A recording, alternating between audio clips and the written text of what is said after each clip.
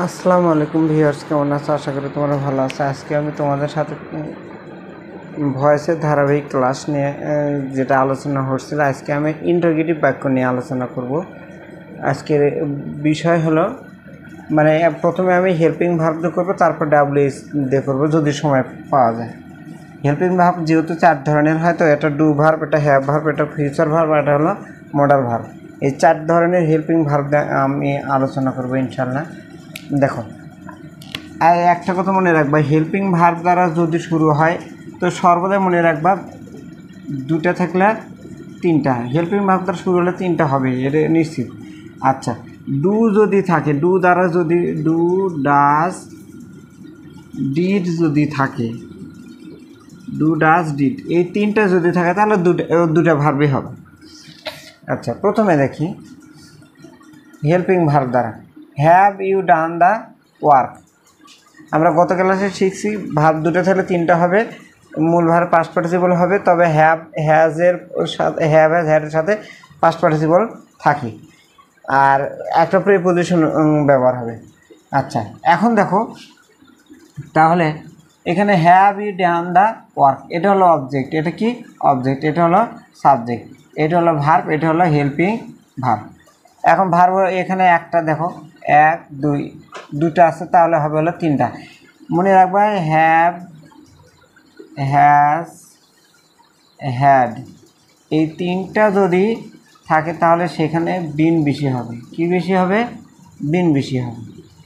আচ্ছা, তাহলে দেখো এখানে দ্য ওয়ার্ক, দ্য ওয়ার্কের সাথে থার্ড পারসন সিঙ্গুলার হওয়ার জন্য হ্যাজ হবে, has the work, has the work, এর সাবজেক্ট এসে অবজেক্ট এসে সাবজেক্ট হলো। এখন এই যে কী আছে, এখানে ডান আছে, কিন্তু হ্যাভ হ্যাজ থাকলে কি নিয়ে আসতে হবে? হ্যাড বিন নিয়ে আসতে হবে। হ্যাড বিন ডান। দেখো কয়টা আছে, 1 2 3, 3টে ভার্ব আছে, একটা প্রিপোজিশন ব্যক্তির দ্বারা হলে একটা preposition by you, your subjective form যা অবজেক্টিভ ফর্ম, কনফিউশনাল একটা বিষয়। আচ্ছা, এখানে যদি হ্যাড থাকে, কি থাকে? হ্যাড, তাহলে এখানে তোমার হ্যাড থাকলে সবার সাথে হ্যাড হবে, মনে রাখবা। হ্যাভ বা হ্যাজ থাকলে সেটা চেঞ্জ হতে পারে, কিন্তু হ্যাড যদি থাকে সবার সাথেই হ্যাড, মনে রাখবে, এটা মনে রাখবে। আচ্ছা, এখানে কি আছে দেখো, are you making a noise, এখানে বি ভার্ব দ্বারা আছে, কয়টা আছে? 1 2। আইএনজি আছে, আইএনজি থাকলে আমরা কি শিখছি? ইং থাকলে আমরা লিখবো হলো বিং, ইং থাকলে কি লিখবো? বিং লিখবো। এ নয়েজ আগে আসবে, is a noise, is a noise. এখন কি আছে? আইএনজি আছে, ওই জন্য হবে হলো বিং। মেকের পাস্ট পার্টিসিপল হলো made by you, made by you, প্রশ্নবোধক চিহ্ন। নিচেরটা তার সাথে দেখো, do you know him, do you know him, এই দুটা মনে করো নাই, এটা কোনো দামই নেই। আচ্ছা, এখানে ডু ডু ডাজ, ডু বা ডাজ থাকলে আমি যারা আসবে। আচ্ছা, এখানে হিম হলো থার্ড পারসন সিঙ্গুলার, ওই জন্য আসবে হলো হি, ইজ, হি। নো ভার্বের সাথে এন যোগ করলে পাস্ট পার্টিসিপল হয়ে যায় known, is he known to, know ভার্বের সাথে টু হয়, is he known to you. আচ্ছা, তারপর দেখো will you read the book. আচ্ছা, বারবার খালি উইলে আসতেছে, আমি ইউ আসতেছে, অন্যটাতে দিই। He, will he read the book, সে কি বইটি পড়বে? তাহলে দেখো ফিউচার টেন্সে উইল তাহলে সবার সাথে উইল হয়, উইল দ্য বুক বি, রিডের পাস্ট পার্টিসিপল ওঠায় রিড, শুধুমাত্র উচ্চারণটা আলাদা, রিড বাই হিম, প্রশ্নবোধক চিহ্ন।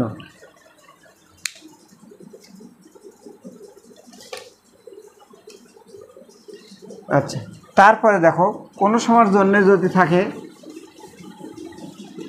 মোডাল ভার্ব দ্বারা যদি থাকে, can you help the poor, এইরকম যদি থাকে তাহলে কি হবে?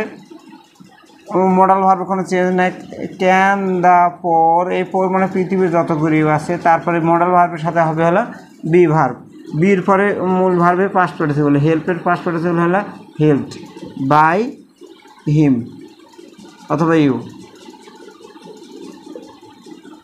প্রশ্নবোধক চিহ্ন। আচ্ছা, তাহলে আমরা কি শিখলাম? মোটামুটি হ্যাভ হ্যাজ যদি থাকে তাহলে হ্যাভ হ্যাজ ওই যে অবজেক্টটা থাকবে সে অবজেক্ট অনুসারে, সে অবজেক্টে এখানে আসে সাবজেক্ট হবে সে অনুসারে হবে। আর হ্যার যদি থাকে কোনো প্রকার চেঞ্জ নেই। বি ভার্ব থাকলে অ্যাম ইজ আর আসবে, ডু ভার্ব থাকলে অ্যাম ইজ আর আসবে, উইল থাকলে উইলই আসবে। এখন যদি ওয়াজ ওয়ার থাকে ওয়াজ ওয়ারই আসবে হেল্পিং ভার্ব। যদি ডিড থাকে ডিড থাকলে ওয়াজ ওয়ার আসতে পারে। আমি সেটা দিয়ে দিচ্ছি, দেখো ওই বাক্যটা দিচ্ছি। ডিড, আমি এটা মিশিয়ে দিই।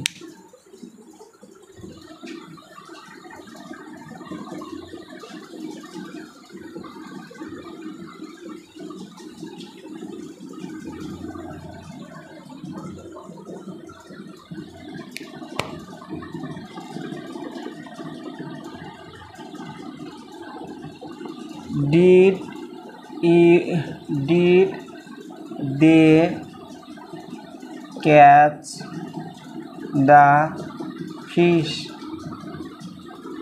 দেখো এই ডু বাদ ডিড বাদ দিলে কিন্তু বাক্যটা এসার্টিভ।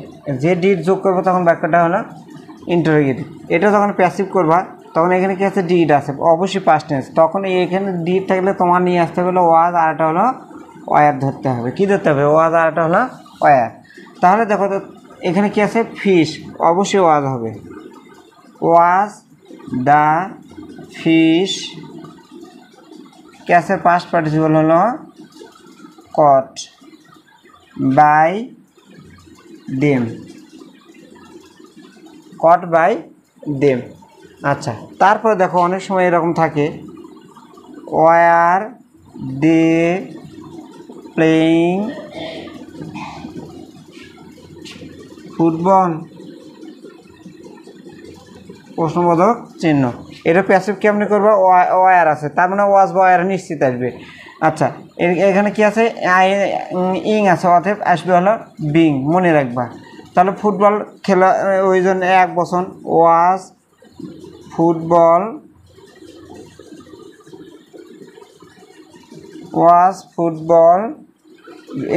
ইং আছে বিং, প্লেয়ার পাস্ট পার্টিসিপল হলো প্লেইড।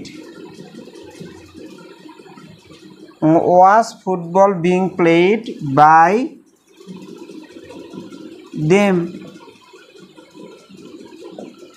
আচ্ছা, তাহলে আমরা এখান থেকে শিখলাম কি ডিড যদি থাকে ওয়াজ বা ওয়ার আসবে, আর যদি ওয়াজ বা ওয়ার থাকলে ওই ওয়াজ বা ওয়ারই হবে সাবজেক্টের নাম্বার অনুসারে। এখানে তেমন কোনো কঠিন বিষয় না এগুলো। আগামী ক্লাসে WH দ্বারা অ্যাক্টিভ প্যাসিভ আমি একটা ক্লাস দেব। সে পর্যন্ত সবাই ভালো থাকো। আল্লাহ হাফেজ।